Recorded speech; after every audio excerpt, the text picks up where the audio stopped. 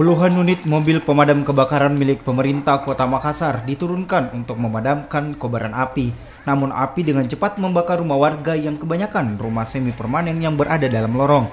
Selain itu, api juga menjalar ke rumah warga lainnya sehingga 7 rumah warga ludes terbakar dan beberapa rumah warga rusak. Tak ada korban jiwa dalam peristiwa ini, namun api diduga berasal dari arus pendek listrik yang terjadi di salah satu rumah warga. Jadi sekitar jam 9 pagi itu mendapat informasi dari masyarakat bahwa terjadi kebakaran rumah di Rapokan Lin Timur, tepatnya di Jalan Najak dan Naik. Kemudian kita menyampaikan kepada pemadam kebakaran, 10 unit pemadam kebakaran tiba di TKP. Dalam waktu tidak sampai sejam, 7 rumah itu sudah padam. Ada korban? Untuk sampai sekarang informasi itu belum ada korban jiwa.